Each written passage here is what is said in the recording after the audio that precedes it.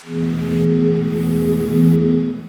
नमस्कार, जय हिंद साथियों। मैं उमा शंकर गुप्ता आप सभी का स्वागत करता हूं आपके अपने YouTube परिवार श्री रमा एकेडमी में। साथियों, आज के इस सेशन में हम लोग चर्चा करेंगे चट्टान पर, सैल, जिसे हम लोग इंग्लिश में रॉक्स बोलते हैं। क्या होता है चट्टान? तो चट्टान शब्द से हमें कठोरता का बोध होता है कि कोई वस्तु जो भूपर्पटी पर है काफी कठोर होगी, उसे चट्टान नाम दे दिया जाएगा। तो साथियों, ऐसा नहीं है। कुछ सैल समूह, कुछ चट्टान ऐसे भी हैं जो मुलायम हैं, जो ऐसे खनिज तत्वों से मिलकर के बने हैं जो कि कठोरता में इतने कठोर नहीं हैं। तो आपको अगर चट्टान शब्द दिमाग में आए तो ये मत सोचिएगा कि कोई बहुत बड़े बड़े हार्ड चट्टान होंगे, रॉक होंगे। उनके अलावा भी मुलायम चट्टान भी हैं, जैसे कि चीका, मिट्टी वगैरह, बलुआ पत्थर वगैरह, ये सब भी चट्टान के अंतर्गत ही आते हैं। चट्टान बेसिकली हम लोग तीन टाइप के पढ़ने वाले हैं आज: आग्नेय चट्टान, अवसादी चट्टान और रूपांतरित चट्टान। इस टॉपिक पर विस्तार से चर्चा करेंगे। इससे पहले हम लोग देख लेते हैं कि लास्ट सेशन में, साथियों ये हमारा लेक्चर नंबर 2 है भूगर्भ शास्त्र का। जिन साथियों ने लेक्चर नंबर 1 नहीं देखा है, जिसके अंतर्गत हम लोगों ने पृथ्वी की आंतरिक संरचना पर डिस्कशन किया है कि पृथ्वी की जो आंतरिक संरचना है वह कैसी है। आंतरिक संरचना, उसमें 3 बृहद मंडल हमने देखा है। 3 बृहद मंडल में क्या क्या था? पहला था भूपर्पटी, जिसे हम लोगों ने इंग्लिश में क्रस्ट कहा था। दूसरा था मेंटल,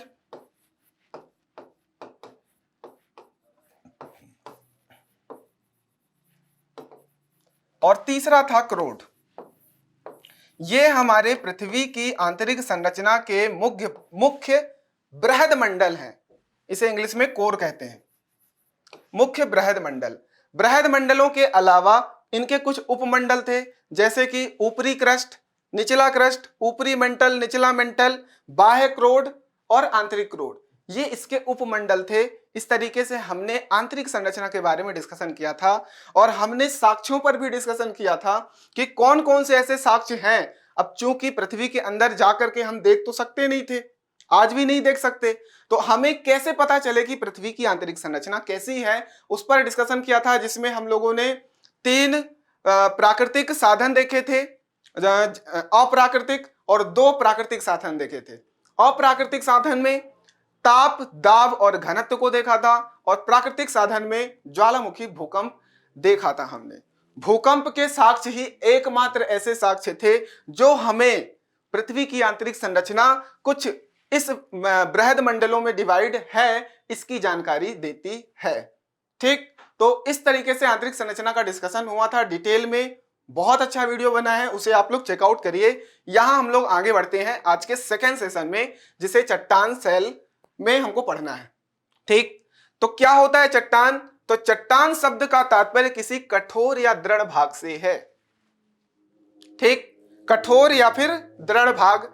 उसके अंतर्गत पृथ्वी के भूपटल में मिलने वाले खनिज तत्वों के मिश्रण, जितने भी खनिज तत्व हैं उनका मिश्रण ही चट्टान कहलाता है, जो कि ठोस भी हो सकता है, मुलायम भी हो सकता है। इसे आपको ध्यान देना है, ठोस भी हो सकता है और मुलायम भी हो सकता है। ऐसे पदार्थों को हम लोग चट्टान कहते हैं। ऐसे खनिज पदार्थ जो कि ठोस या मुलायम हैं, उन्हें हम लोग चट्टान कहेंगे। जिनका मिश्रण है चट्टान कहेंगे। जैसे कि बेसाल्ट, ग्रेनाइट। ग्रेनाइट बहुत हार्ड होता है, कठोरता में बहुत ज्यादा हार्ड होता है, पर यहां पे चीका देखो, ये सॉफ्ट होता है। रेत, ये हार्ड होता है, भले छोटा होता है लेकिन हार्ड होता है। खड़िया मिट्टी आदि, ये सब एग्जाम्पल्स हैं चट्टान के। ठीक, आई होप समझ में आ रहा है। चट्टान क्या है? भूपटल पर मिलने वाले खनिज तत्व जिनका मिश्रण होता है, जो कि किससे निर्मित हैं? कठोर या फिर मुलायम पदार्थों से। ये पदार्थ ही चट्टान कहलाएंगे। ठीक है, तो चट्टान का ये आप जो एग्जांपल दिया हूं, ये जो है बेसिकली लावा ठंडा हो करके चट्टान का निर्माण किया हुआ है, इसे हम लोग आग्नेय चट्टान बोल सकते हैं। ठीक है, ये अवसादी चट्टान बाद में रूपांतरित होना चालू हो गया। ठीक, तो आपको लाइन से क्रमबद्ध तरीके से याद रखना है, आग्नेय, अवसादी, देन रूपांतरित, जिसे कायांतरित चट्टान भी कहते हैं। ठीक है, भूपटल पर कितने तत्व मौजूद हैं, भूपटल की बात कर रहा है। वैसे तो 118 तत्व खोजे जा चुके हैं, केमिस्ट्री के पहले लेक्चर में बताया था मैंने। यहां पर भूपटल की बात कर रहे हैं तो भूपटल पर 110 प्रकार के तत्व अभी पाए जाते हैं। उन 110 प्रकार के तत्वों में लगभग 98% भाग, ये कुछ 8 तत्व हैं जो कि 98% भाग इन्होंने छेक रखा है, घेर रखा है। ठीक, बाकी के जो तत्व हैं 110 में से 8 निकल गए, 102 बच रहे हैं, वो सिर्फ और सिर्फ 2% है। मतलब ये 8 वे तत्व हैं जो कि सबसे ज्यादा भूभाग लेकर के बैठे हुए हैं, वे तत्व हैं। तो आप लोग इसे याद रखना है, ये लगभग 4 तो आपको याद ही होना चाहिए, जिसमें पहला है ऑक्सीजन, जो कि लगभग 47% की मात्रा लेकर के बैठा हुआ है इन 110 तत्वों में से। ठीक, उसके बाद सिलिकॉन है जो कि 28% के लगभग, फिर एल्यूमिनियम है लगभग 8%, और फिर है लोहा लगभग 5%। ठीक, इन्हें आपको याद रखना है और चट्टान से संबंधित प्रश्न बनेगा उसमें आपको नोट कर देना है। ठीक है, उसके बाद बात करते हैं कैल्शियम की, जो कि 4% के लगभग है, फिर सोडियम की लगभग 3%, कहीं कहीं 2.5 भी रहता है ना, देख लेना। पोटेशियम जो है 2.5% और मैग्नीशियम लगभग 2%। तो 110 तत्व जिनके मिश्रण से चट्टानों का निर्माण हुआ है, उनमें से लगभग 98% जो तत्व हैं वो ये 8 तत्व हैं। बाकी का जो परसेंटेज है वो 2% है, जितने तत्व हैं उसके अंतर्गत आएगा। ठीक, नोट कर लीजिए, आगे बढ़ते हैं। अब बात करते हैं चट्टानों के प्रकार के, यही हमारा मेन टॉपिक है। चट्टान मुख्यतः 3 भागों में डिवाइड किया गया है। पहला है आग्नेय चट्टान, इग्नियस रॉक, दूसरा है अवसादी चट्टान, सेडिमेंट्री रॉक, और तीसरा है रूपांतरित या कायांतरित चट्टान, मेटामॉर्फिक रॉक्स। ठीक, ये क्या है, आपको ये समझना है कि पृथ्वी की सतह पर ज्वालामुखी उद्गार होता है। ठीक, यहां पर समझिए, यहां पर आप देखो ज्वालामुखी उद्गार हो रहा है। ज्वालामुखी उद्गार जो है वो मेंटल में जो लावा पाए जाते हैं, वहां के जो लावा है वो उद्गार से बाहर निकलते हैं।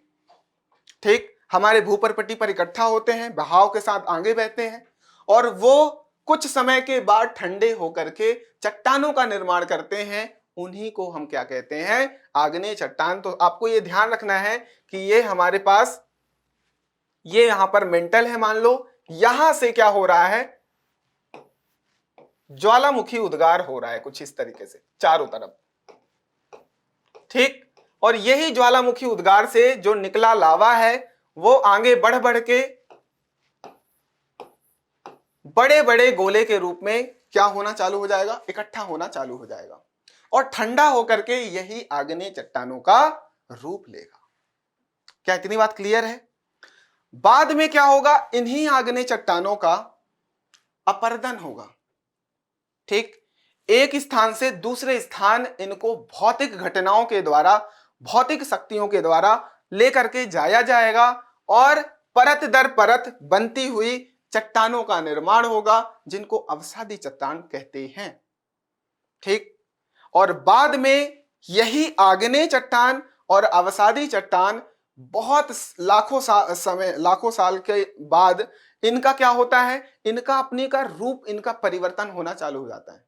ये जिस सेल समूह में रहते हैं, इनके अंदर जो प्रॉपर्टी होती है, जो विशेषता होती है, वह बदलती जाती है। ऐसा क्यों होता है? काफी ताप और दाब की वजह से वो दबे होते हैं, ताप और दाब की वजह से इनकी जो खुद की विशेषता होती है वह खत्म हो जाती है, और ये कुछ नए चट्टानों का निर्माण कर लेते हैं। तो वहीं हम कहेंगे कि वहां पर रूपांतरित चट्टानों का निर्माण हो गया। तो आपको ये लिंक याद रखनी है, आग्नेय चट्टान, आग शब्द है, इग्नियस रॉक है ना, इग्नाइट कर रहा है यहां पर, तो वो ज्वालामुखी उद्गार के बाद जो लावा निकले हैं, उनके ठंडा होने के बाद जो चट्टानों का निर्माण हुआ है वो आग्नेय चट्टान या इग्नियस रॉक कहलाएगा। इनका क्या हुआ? अपक्षय अपर्दन हुआ। अपर्दन के बाद, अपर्दन याद रखोगे, अपक्षय मतलब सैलों का टूटना, चट्टानों का छोटे छोटे पार्ट में टूटना। लिख लो आप लोग, अपक्षय ये टॉपिक आएगा, मैं क्लियर फिर से करूंगा, लेकिन आप यहीं पर नोट कर लो, अपक्षय और अपर्दन। शॉर्ट में समझो कि अपक्षय मतलब होता है सेल समूहों का टूटना, छोटे छोटे भाग में टूटना, और अपर्दन का मतलब होता है जो भौतिक घटनाएं हैं, जैसे वायु का चलना तेजी से, नदी का बहना, इसमें क्या होगा, इनके साथ ये टूटे हुए जो सेल समूह हैं, जो चट्टान है, ये एक स्थान से दूसरे स्थान, एक स्थान से दूसरे स्थान इनका स्थानांतरण हो जाएगा, एक स्थान से स्थानांतरण हो जाएगा, इसी को बोलेंगे अपर्दन। ठीक, तो अपक्षय अपर्दन के बाद ये सेल समूहों का निक्षेपण होगा। निक्षेपण का मतलब होता है जमाव, जमना। निक्षेपण का मतलब होता है जमना, ये याद रखो। एक जगह पर क्या हो रही, सेल समूह इकट्ठा होकर के जम रही है परत परत के रूप में, तो ये हो गया निक्षेपण, जमना। क्या क्या हुआ यहां पर जो सेल समूह है, कौन से, आग्नेय सेल, ये बह गए, एक जगह हुए, वहां पर इनका क्या हुआ, अपक्षय हुआ, अनाच्छादन हुआ, वहां पर वो टूटे, टूटने के बाद उनका अपर्दन हुआ, एक स्थान से दूसरे स्थान इनको बाह्य बलों के द्वारा लेकर के जाया गया, वहां पर निक्षेपण होना चालू हो गया, वहां पर इनका जमाव हो गया, और ये अवसादी सेलों का, अवसादी चट्टानों का निर्माण कर लेते हैं। ठीक, और कई सालों के बाद काफी ताप और दाब, हाई टेम्परेचर, हाई प्रेशर की वजह से इनका जो खुद की विशेषता है, खुद की जो प्रॉपर्टी है, खुद के जो गुण हैं, वह खत्म होते जाते हैं और नए गुण इनके चालू हो जाते हैं, स्टार्ट हो जाते हैं, नया रूप इनका बदल जाता है, इसलिए इनका नाम बदल करके रूपांतरित चट्टान हो जाता है, जिसको मेटामॉर्फिक रॉक कहते हैं। तो ये तीन चट्टान आई थिंक क्लियर है क्या होते हैं। यहां पर आग्नेय चट्टानों को भी कैटेगरी में डिवाइड किया गया है। आग्नेय चट्टान, एक इंपॉर्टेंट क्वेश्चन में पहले ही बताया आग्नेय चट्टान में कि जो ज्वालामुखी उद्गार होता है वह जो हमारे भूमंडल है, हमारी पृथ्वी की आंतरिक संरचना है, उसमें वह किस परत से निकलती है, तो आप आंसर याद रखना कि वो मेंटल से निकलती है। जो हमारे तीन बृहद मंडल हैं, तो मेंटल जो बृहद मंडल है वहां से ये जो लावा है वो बाहर निकलता है। ठीक है, तो अब यहां पर आग्नेय चट्टान दो भागों में डिवाइड है, एक है अंतः निर्मित आग्नेय शैल या चट्टान, और एक है बाह्य आग्नेय शैल या फिर चट्टान। ज्वालामुखी उद्गार के बाद जो शैल समूह बाहर आया भूपर्पटी पर, वही बाह्य आग्नेय शैल है। और क्या हो रहा है, कुछ लावा जो है ज्वालामुखी के उद्गार में, वह अंदर ही रुक गए किसी कारणवश और वहीं ठंडे हो गए, उनको कहेंगे अंतः निर्मित चट्टान, अंतः निर्मित आग्नेय चट्टान। क्या इतनी बात क्लियर है? जो अंदर रह गए अंतः निर्मित, जो बाहर आ गए बाह्य आग्नेय चट्टान। अंतः निर्मित को भी दो भागों में डिवाइड किया गया है, एक है पतालीय चट्टाने और एक है मध्यवर्ती चट्टाने। अंतः निर्मित को कैसे, यहां पर देखो, ये ज्वालामुखी उद्गार हो गया। ठीक, अब यहां पर क्या हो रहा है, यहां पर बीच बीच में क्रैक्स आ गए। ठीक, तो ये जो लावा है इन नलियों में भर जाते हैं और यही ठंडे हो जाते हैं, इनको बोलेंगे मध्यवर्ती चट्टान, क्योंकि ये बीच में है। कुछ लावा क्या होगा, यहीं पर रुक जाएगा, यहीं कहीं पे रुक जाएगा, और इनका ठंडा होने का जो प्रोसेस है काफी धीमा होता है, तो ये काफी नीचे ही है और वहीं ठंडे हो गए और वहीं चट्टानों का निर्माण हो गया, इसलिए इनका नाम क्या दे दिया, पातालीय चट्टान। पाताल में है, पातालीय चट्टान नाम दे दिया। याद हो गया। आग्नेय चट्टानों को दो भागों में, अंतः निर्मित, बाह्य। बाह्य जो लावा बाहर निकल जा रहा है, अंतः निर्मित जिसमें दो भागों में डिवाइड किया गया है, एक पाताली जो बहुत नीचे है और एक जो बीच में है मध्यवर्ती, जो कि नलियां बना करके, दरारें बना करके उसमें भर गए हैं और वहीं पर ठंडे हो गए हैं, ठंडे होकर के चट्टानों का निर्माण कर लिए हैं, इसलिए इनको मध्यवर्ती चट्टान कहते हैं। इसे सब आप लोग नोट कर लीजिए। आगे बढ़ते हैं, ठीक है। पहला है आग्नेय शैल, आग्नेय चट्टान, इग्नियस रॉक। ठीक, मैंने आपको बताया ज्वालामुखी उद्गार के बाद जो चट्टान ठंडे होकर के बन रहे हैं वही हमारे आग्नेय चट्टान है। अब नोट्स के फॉर्म में कैसे लिखोगे? आग्नेय शब्द जो है वो लैटिन भाषा के इग्निस शब्द से लिया गया है। ठीक, लैटिन भाषा का इग्निस शब्द, इग्निस मतलब होता है जलना, इग्नाइट करना, ठीक है, जिसका तात्पर्य होता है अग्नि, अग्नि होता है इसका तात्पर्य। ठीक, मैंने पहले बताया था आग्नेय, आग से बना है, अग्नि। इस शैल की रचना जो है तप्त एवं तरल मैग्मा के शीतलन के परिणाम स्वरूप होता है। जो तप्त मैग्मा है उसका शीतलन हो रहा है। आग्नेय चट्टान जो है वो रवेदार, यहां पर कर लो, रवेदार होती हैं। रवा आई थिंक सब लोगों ने खाया होगा, है ना। वो इकट्ठे होकर करके इतने बड़े बड़े टुकड़े बन जाते हैं, गोल गोल, इस तरीके से, इस तरीके से रवेदार होते हैं। ठीक, ये है आग्नेय चट्टान जो कि ठंडे होने के बाद इस तरीके से ब्लैक ब्लैक रूप ले लेते हैं, ये वाले। ठीक, इसे हम लोग प्रारंभिक या मूल चट्टान भी कहते हैं। प्रारंभिक चट्टान, सबसे पहले ठंडे होकर के जिनका निर्माण हुआ, प्रारंभिक चट्टान है, आग्नेय चट्टान है, इग्नियस रॉक है। नोट कर लीजिए।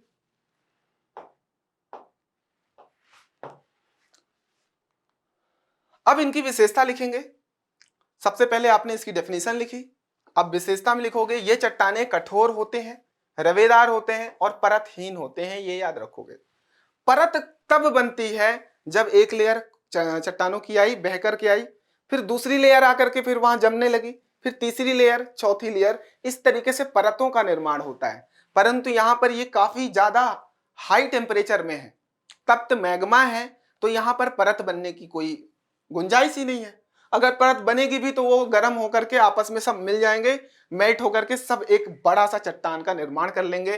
तो ये जो बड़े बड़े चट्टानों का निर्माण हो रहा है उसको रवेदार कहते हैं, और इसमें कोई परत नहीं होती, इसलिए इसको परतहीन चट्टान कहते हैं। और ये बहुत ज्यादा कठोर हो जाते हैं ठंडे होने के बाद, ये आपको याद रखना है। चट्टानों के बीच में कोई जीवाश्म नहीं पाया जाता है साथियों। अब यहाँ पर जीवाश्म कैसे पाया जाएगा? ऑलरेडी जब लावा जो है वो भूपर्पटी के नीचे कहां से, मेंटल से वो निकल रही है, गर्म लावा निकल रही है, तो वहां पर कोई जीवाश्म तो पाया नहीं जाएगा। तो इसमें बाहर आने के बाद ये ठंडे हो जाते हैं तो कोई जीवाश्म नहीं होता है। जीवाश्म किसमें आएगा? सेकंड वाले में, ठीक है। इसमें रंध्र या छिद्र भी नहीं पाए जाते हैं, कोई रंध्र नहीं होगा, कोई छिद्र नहीं होगा, छोटे छोटे, जैसे कि परतदार चट्टानों में होते हैं। अवसादी चट्टान जो कि परतदार होते हैं उसमें होते हैं। तो आपको ये विशेषता याद रखनी है कि ये कठोर रवेदार होती है, और जो अगला अवसादी पढ़ेंगे वो क्या होगा? परतदार होगा, उसमें परत पाई जाएगी, ठीक, उसमें छिद्र पाए जाएंगे, उसमें जीवाश्म पाई जाएगी, परंतु इसमें नहीं। इन चट्टानों का निर्माण लावा से हुआ है, इसलिए इसे ज्वालामुखी क्षेत्रों में ही विशेषता है कि ज्वालामुखी क्षेत्र जहां है वहीं पर ये प्रकार के चट्टान पाए जाएंगे। ये सघन होते हैं, डेंसिटी इनकी काफी ज्यादा होती है क्योंकि कठोर होते हैं, काफी टेम्परेचर की वजह से ये काफी पास पास आ जाते हैं, है ना, और ठंडे होकर के कठोर बन जाते हैं। स्थूल होते हैं, अगर एग्जाम्पल देखोगे, लोहा, सोना, चांदी, मैग्नीज, निकेल इत्यादि जो बहुमूल्य खनिज हैं हमारे धरती में, वो यही हैं, ठीक, वो इग्नियस रॉक से ही बने हैं। लोहा, सोना, चांदी, मैग्नीज, निकेल, ये सब के सब कौन से रॉक हैं? इग्नियस रॉक हैं, आग्नेय शैल है, याद रखिएगा इसे। अब आग्नेय शैल मैंने बताया दो टाइप के हैं, एक अंतः निर्मित और एक बाह्य निर्मित। जो लावा बाहर आकर के ठंडा हो जा रहा है वह बाह्य निर्मित आग्नेय शैल है, जो अंदर ही ठंडे हो जा रहे हैं वह अंतर्निर्मित है। उसमें भी पताली चट्टान और मध्यवर्ती चट्टान। तो पहले अंतः निर्मित हम लोग देख लेते हैं। आग्नेय शैल का वर्गीकरण में अंतः निर्मित आग्नेय चट्टान, ठीक, ज्वालामुखी क्रिया के ऊपर समय मैग्मा धरातल के पास नहीं पहुंच पाता है, अंतः निर्मित है। जब मैग्मा बाहर निकलता है तो कुछ मैग्मा, कुछ लावा क्या होता है, अंदर ही नलियों में फंस जाती है, या फिर कुछ कारणवश वो वहीं अंदर के अंदर रह जाते हैं और ठंडे हो जाते हैं, वो अंतः निर्मित आग्नेय चट्टान कहलाते हैं। वहीं ठोस रूप का धारण कर लेते हैं जिसे अंतः निर्मित आग्नेय चट्टान कहते हैं। ये पुनः दो प्रकार के होते हैं, एक पाताली अंतः निर्मित आग्नेय चट्टान, ठीक है, और दूसरा है क्या, मध्यवर्ती, जो बीच में नलियों में फंस करके ठंडे हो जाते हैं। ठीक, जो पाताली हैं इनका निर्माण पृथ्वी के अत्यधिक गहराई में होता है, बहुत अत्यधिक गहराई में है, इसलिए इसको पाताल का देवता भी कहते हैं, अत्यधिक गहराई पर है। पाताल का देवता मतलब इसे पाताल का देवता कहा जा रहा है क्योंकि, और इसको प्लूटो नाम दिया जाता है। प्लूटो मतलब होता है पाताल का देवता। क्यों? क्योंकि ये मेंटल के पास ही लगभग ठंडे हो जा रहे हैं। ठीक, ठंडे होने की जो गति होती है वो काफी धीमी होती है, जिसके कारण इसमें रवे काफी बड़े बड़े होते हैं, काफी बड़े बड़े रवे होते हैं। ठीक, उदाहरण देखा जाए तो ग्रेनाइट, ये बहुत इंपॉर्टेंट है। ग्रेनाइट याद रखिएगा, एग्जांपल यहां पर लिखिएगा, ग्रेनाइट, गैब्रो, डायोराइड आदि इसके एग्जाम्पल हैं जो अंतः निर्मित आग्नेय शैल के एग्जाम्पल्स हैं। इसका नाम प्लूटो है, ये वर्ड आ सकता है 3 मार्कर में, डायरेक्टली आ सकता है प्लूटो। ठीक है, अब चूंकि ये कौन से चैप्टर से संबंधित है, भूगर्भ शास्त्र से है, तो आप इसे बताओगे प्लूटो, जिसको पाताल का देवता कहते हैं, जो कि अंतः निर्मित आग्नेय शैल का उदाहरण है। ठीक, आगे बढ़ते हैं।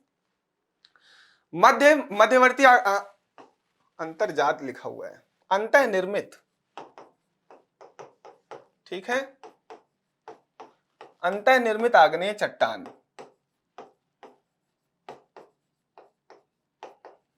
ठीक, जब मैग्मा धरातलीय अवरोधों के कारण, दरारों, छिद्रों, नलिकाओं आदि के अवरोधों के कारण ये उन्हीं नलिकाओं में, छिद्रों में घुस करके ठंडा हो जाते हैं, तो इन्हीं को हम लोग क्या कहते हैं, मध्यवर्ती आग्नेय चट्टान, जो कि सूक्ष्म रवेदार चट्टानें होती हैं।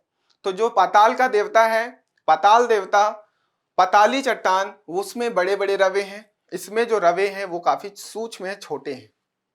ठीक, अब बात करते हैं किसकी, बाह्य आग्नेय चट्टानों की, जिसमें लावा जो है बाहर निकल गया है। मैग्मा या लावा की भूपटल पर आकर के ठंडे होने से बनने वाले जो चट्टान है उसे बाह्य या निस्त्रावी आग्नेय चट्टान कहते हैं। इसे ज्वालामुखी शैल चट्टान भी कहते हैं, ज्वालामुखी उद्गार की वजह से इसे ज्वालामुखी शैल चट्टान भी कहते हैं। इसमें जो रवे होते हैं वो होते ही नहीं है, इसमें रवेदार ही नहीं होता। ठीक, ये आते हैं, पिघल के बहते चले जाते हैं और ये काफी ज्यादा फैल जाते हैं। उदाहरण में देखेंगे तो बेसाल्ट चट्टान, गैब्रो और ऑब्सीडियन, ये इसके मुख्य एग्जाम्पल हैं। ऑब्सीडियन, गैब्रो और बेसाल्ट, ये सब आप आग्नेय चट्टान में एग्जाम्पल लिख सकते हो, और जो कैटेगरी हमने बताई उसके अंदर आप लिख सकते हो। अब बात करते हैं अवसादी चट्टानों की, सेडिमेंट्री रॉक्स की। कुछ इस तरीके का होता है, अनच्छादन, निक्षेपण, अपर्दन, अपक्षय, ये 4 क्रिया है। इसको आप लोग अलग से नोट बना लीजिएगा 3 मार्कर के हिसाब से। क्या क्या, अपक्षय, निक्षेपण, अपर्दन, अनच्छादन, इनका आप अच्छे से नोट बनाइएगा। ठीक, ये सब अपक्षय अपर्दन की वजह से बाद में क्या है, परत परत के रूप में जमते गए, एक स्थान से दूसरे स्थान जा करके जमते गए और परतदार ये चट्टानों का निर्माण हो गया। इसे कहते हैं अवसादी चट्टान, सेडिमेंट्री रॉक्स। पृथ्वी तल पर आग्नेय व रूपांतरित चट्टानों के अपर्दन व निक्षेपण के फलस्वरूप जो चट्टानों का निर्माण होता है वह अवसादी चट्टान कहलाते हैं। बार बार बोल रहा हूं, अपर्दन, निक्षेपण। अपर्दन मतलब जो टूटे हुए सेल समूह हैं उनका एक स्थान से दूसरे स्थान पर स्थानांतरण होना अपर्दन कहलाता है, और अपर्दन के बाद उस सेल समूह का दबाव के कारण दबना, जम जाना, जो जमाव की प्रक्रिया है उसे निक्षेपण कहते हैं। ठीक, और अपक्षय, क्षय होना, टूटना, तो सेल समूहों का, चट्टानों का टूटना अपक्षय कहलाता है, उसी को अनच्छादन भी कहते हैं। लैटिन भाषा के सेडिमेंटम शब्द से लिया गया है, जिसका अर्थ होता है नीचे बैठना। ठीक है, इसे नोट कर लो। ये कुछ इस तरीके से परत परत के रूप में होते हैं। विशेषताओं की बात करते हैं तो इन चट्टानों का जो निर्माण है अनाच्छादन, अपक्षय जो की बोलते हैं, निक्षेपण, जमाव और संगठन के बाद हुआ है। इसमें परतें पाई जाती हैं, ये इंपॉर्टेंट है, परतें पाई जाती हैं, इसलिए इसे परतदार चट्टान कहते हैं। ठीक, परतदार चट्टानों का निर्माण आग्नेय एवं रूपांतरित चट्टानों के टुकड़ों एवं धूल, वनस्पति, जीव जंतुओं के अवशेष आदि से हुआ है। कैसे?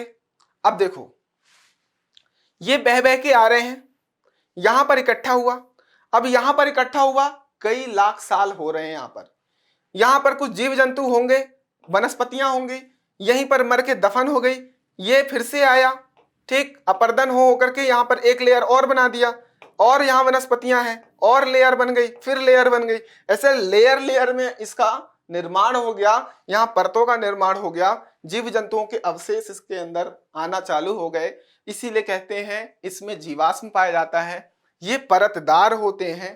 ठीक, ये सब आपको याद रखना है। ठीक है, तो जंतुओं के अवशेष आदि से इसका निर्माण हुआ है परतों में।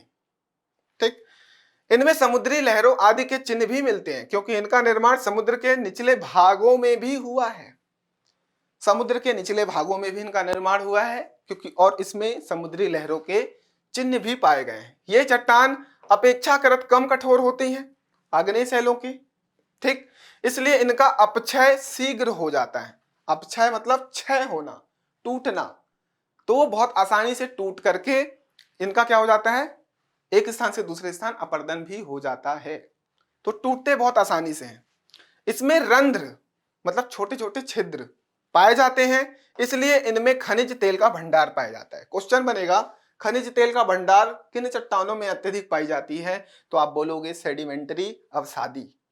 अवसादी शैल समूहों में खनिज लवण पाए जा रहे हैं, बहुत बड़े बड़े तेल के भंडार पाए जा रहे हैं, और इसी में कोयला, अब बड़े बड़े ये जो आपके पेट्रोलियम है, ये सब भी जीव जंतुओं के अवशेषों से ही बने, लाखों वर्ष बाद, करोड़ों वर्ष के बाद दब करके दबाव और तापमान अत्यधिक होने की वजह से इनका निर्माण होता है। तो आपको ये समझ में आ गया, इन चट्टानों की मुख्यतः विशेषता क्या है, परतदार होना, खनिज की अत्यधिक मात्रा पाया जाना, है ना, और इसमें जीवाश्मों का अवशेषों का, जीवाश्म अवशेषों का पाया जाना, ये सारी चीजें आपको याद रखना है।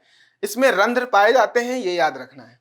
ठीक, ये कुछ अवसादी सेल का संगठन देख लेते हैं कि अवसादी सेल कितना है। ठीक, अब जैसे बात करते हैं 100% में, 100% अवसादी सेलों में इनमें क्या क्या होता है। 80% तो सेल होता है, चट्टान होती है, 80% सेल या चट्टान होती है ना, मुख्यतः अवसादी चट्टान जिसे बोलते हैं। 8% इसमें चूना पत्थर होता है। ये 100% अवसादी सेल समूहों का संगठन बता रहे हैं कि संगठन क्या क्या है, किन किन चीजों से बना है अवसादी चट्टान। तो 8% चूना पत्थर पाया जाता है और 12% बलुआ पत्थर पाया जाता है। 8 और 12 20% हो गया, और 80% जो है वो सेल चट्टान है। इन सभी का संगठन हम किया तो 100% अवसादी सेल बन गए। इसे नोट कर लो, अवसादी सेल में ये वाला डायग्राम बना देना। ठीक, अब बात करते हैं ऊर्ध्वाधर भूपर्पटी पर 5% अवसादी चट्टान पाए जाते हैं, 5%, और लगभग 95% जो है आग्नेय व रूपांतरित चट्टानें पाई जाती हैं। आग्नेय व रूपांतरित चट्टानों का जो संगठन है, जो क्वांटिटी है, मात्रा है, वह लगभग 95% है, और अवसादी चट्टानों की जो मात्रा है वह लगभग 5% है भूपर्पटी पर क्षैतिज रूप से। नोट कर लीजिए।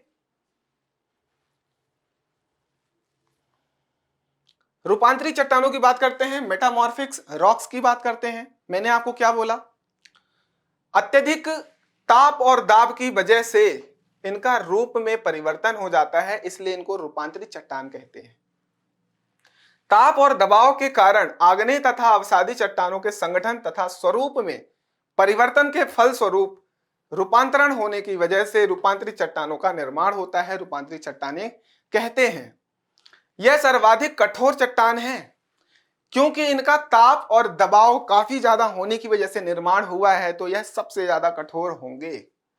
ठीक, इसमें जीवाश्म नहीं पाया जाता है, ये आपको ध्यान रखना है। जीवाश्म किस में है? सेकंड वाले में, अवसादी में। पहले आग्नेय में भी नहीं है और रूपांतरित में भी नहीं है।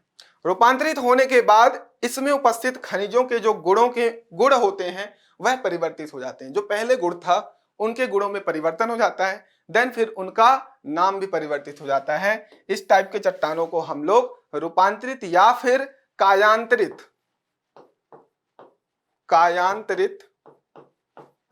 चट्टान कहते हैं। ठीक, कुछ इस तरीके से होते हैं ये, कुछ इस तरीके से। ठीक है, संगमरमर वगैरह देखा होगा आपने, सब ऐसे ही बनते हैं। अब हम लोग बात करते हैं अवसादी चट्टानों का रूपांतरण से बनी शैलें। मतलब अवसादी चट्टानें जो थी क्या क्या थी? एक तो शैल चट्टान, चूना पत्थर, चौक, डोलोमाइट और बालुका पत्थर, बलुआ पत्थर जिसे बोलते हैं, ये सब कौन से हैं? अवसादी चट्टान है। इनका क्या हो गया? रूपांतरण हो गया। जो शैल चट्टान है, हाई टेम्परेचर हाई प्रेशर में, अत्यधिक ताप और दाब में ये स्लेट का निर्माण कर ली। चूना पत्थर जो है संगमरमर में बदल गया, चौक और डोलोमाइट जो है संगमरमर में बदल गया, और बालुका पत्थर जो है वो क्वार्टजाइट में बदल गया। तो इसे आप लोग को याद रखना है, अवसादी चट्टानों का कायांतरित चट्टानों में, रूपांतरित चट्टानों में बदलना। ठीक, अब बात करते हैं आग्नेय चट्टानों का रूपांतरण। आग्नेय जो चट्टान है वो रूप परिवर्तित करके क्या बन गए? ये सब क्या है? आग्नेय चट्टान। ये सब क्या है? आग्नेय चट्टान। ठीक, इन आग्नेय चट्टानों का रूप परिवर्तित हो गया। ग्रेनाइट जो है नीस में बदल गया, ये याद करना, नीस आ जाएगा 3 मार्कर में या क्वेश्चन बन जाएगा। तो आपको याद रखना है कि ग्रेनाइट जो है नीस में बदल गया। बेसाल्ट जो है वो एम्फीबोलाइट में बदल गया, और बेसाल्ट सिस्ट में भी बदल जाता है। तो बेसाल्ट 2 तरीकों से बदलता है, 2 तरीके की चट्टान में कन्वर्ट हो जाता है, एम्फीबोलाइट और सिस्ट। ठीक, तो हमने ये पढ़ा आग्नेय चट्टानों का रूपांतरण और ये पढ़ा अवसादी चट्टानों का रूपांतरण। अब जो रूपांतरित हो गए हैं ये वाले चट्टान, इनका फिर से रूपांतरण हो जाता है। मतलब रूपांतरित चट्टानों का पुनः रूपांतरण, ये पूछा जा सकता है। स्लेट जो है वो फाइलाइट में बदल जाती है, फाइलाइट जो है वह सिस्ट में बदल जाती है, गैब्रो जो है वो सरपेंटाइन में बदल जाती है। इसे नोट कर लीजिए और याद कर लीजिए। रूपांतरित सेल समूहों का पुनः रूपांतरण होकर के नए सेल समूह बन गए। स्लेट फाइलाइट में, फाइलाइट सिस्ट में, गैब्रो जो है सरपेंटाइन में। क्लियर? ये सारी चीजें याद रखनी है। उसके बाद आपको ये वाला डायग्राम बना लेना है, नोट कर लीजिए क्या क्या हो रहा है, इसे आप लोग शॉर्ट में समझिए, ये बहुत अच्छा है ना। इस डायग्राम को आप बनाइए और यहीं से पूरा का पूरा चैप्टर समझ जाइए एक ही डायग्राम में। क्या हुआ? आग्नेय चट्टान है। ठीक, आग्नेय चट्टानों का क्या हुआ? उत्थान हुआ, अपक्षय हुआ, अपर्दन हुआ। ये एरो अपक्षय हुआ, टूटने लगे, टूट करके अपर्दन हुआ, एक स्थान से दूसरे स्थान गए और वहां पर ये जमाव हुआ, जिसकी वजह से अवसादी सेल समूह, अवसादी चट्टानों का निर्माण हो गया। इतनी बात क्लियर है? ये इधर से बना। अब अवसादी चट्टानों का रूपांतरित देखो। अवसादी चट्टान जहां पर गए थे, जमाव हो गया था, वहीं पर अत्यधिक ताप, अत्यधिक दाब की वजह से दबते गए और वो अवसादी से किस में बदल गए? रूपांतरित में। तो ये लिखो, वर्ड याद लिखना, दफन, ताप और दाब। दफना दिया हमने एक तरीके से, ताप अत्यधिक किया, दाब अत्यधिक किया, जिसकी वजह से अवसादी चट्टान जो है वो रूपांतरित में बदल गया। क्लियर है? यहां वर्ड है उत्थान, अपक्षय, अपर्दन, यहां है दफन, ताप और दाब। अब थोड़ा सा उल्टा देखते हैं। यहां उत्थान किया, अपक्षय किया, अपर्दन किया, एक स्थान से दूसरे स्थान ले गए। अगर इन्हीं को हम लोग क्या कर दें, अवसादी को दफन कर दें, ताप और बढ़ा दें और दाब और अधिक बढ़ा दें, तो यही अवसादी चट्टान आग्नेय में बदल जाएंगी। तो देखो इंटर कन्वर्जन हो रहा है एक दूसरे में, आग्नेय का अवसादी में, अवसादी का रूपांतरण में, रूपांतरण का आग्नेय में, फिर अवसादी का आग्नेय में, आग्नेय का सीधा रूपांतरण में, है ना। इस तरीके से आपको ये याद रखना है। तो वर्ड याद रखो, उत्थान, अपक्षय, अपर्दन, दफन, ताप और दाब। दफना दिया, ताप और दाब बढ़ा दिया, तो वो हाई टेम्परेचर हाई प्रेशर की वजह से अवसादी आग्नेय में और अवसादी जो है रूपांतरित में। ठीक, उसके बाद उत्थान अपक्षय अपर्दन किया तो आग्नेय अवसादी में और रूपांतरित अवसादी में। ठीक, इनका देखो आपस में, आग्नेय को डायरेक्टली रूपांतरित में करना है, मतलब आग्नेय जो मैग्मा है, तरल मैग्मा है, वो ठंडे होकर के क्या बना दिए थे, आग्नेय चट्टान, उनका डायरेक्टली पुनर्वाकरण करेंगे। पुनर्वाकरण करने से ये सीधा का सीधा रूपांतरित में बदल जाएंगे, मतलब वहीं पे अत्यधिक ताप दाब बढ़ा दिया, वहीं मतलब अवसादी में बदलने की बजाय सीधा का सीधा रूपांतरित में बदल गए। और सीधा सीधा रूपांतरित को अगर आग्नेय में बदलना है तो आप संगलन कर दो, बहुत ज्यादा टेम्परेचर और उसे जला दो, संगलन कर दो। ठीक है, तो क्या होगा, रूपांतरित चट्टान जो है वो आग्नेय में बदल जाएंगे। इस पूरे के पूरे प्रक्रिया को हम लोग चट्टान चक्र कहते हैं। ये चट्टान चक्र सीधा सीधा आपको 5 मार्कर में पूछा जा सकता है, या 11 मार्कर में चट्टानों से संबंधित कोई प्रश्न बनेगा तो आप इसे बना करके एक्सप्लेन कर देना, बहुत अच्छे मार्क्स मिलेंगे। ठीक, तो आई होप आप लोगों को ये सेशन मजा आया होगा। छोटा सा ये टॉपिक था चट्टानों का। ठीक है, आगे हम लोग इस श्रृंखला को बढ़ाते जाएंगे। तो आप लोग सबसे पहले तो ये टेलीग्राम ग्रुप से जुड़ जाइए, है ना, जहां डेली करंट अफेयर वगैरह, क्विज वगैरह कराई जाती है, करंट अफेयर वगैरह से आपको प्रोवाइड किया जाता है ना। बहुत जल्द हमारा ऐप भी आने वाला है, ठीक, जहां पर आपको तरह तरह की सुविधाएं दी जाएंगी। ठीक, तो अन्य सोशल मीडिया से भी जुड़ जाइए। ठीक है, तो आप लोग अपना ख्याल रखिए, खूब जम के पढ़ाई करिए और स्वस्थ रहिए। इस बात के लिए बहुत तत्पर रहिए कि आपकी जो तबीयत है वो ठीक रहे। अच्छा खाइए पीजिए, है ना, किसी भी ऐसी चीजों में इन्वॉल्वेशन मत रखिए जो कि आपकी हेल्थ को गिराए। ठीक है, समझ रहे हो। तो आप लोग अपना प्यार बनाए रखिए। धन्यवाद।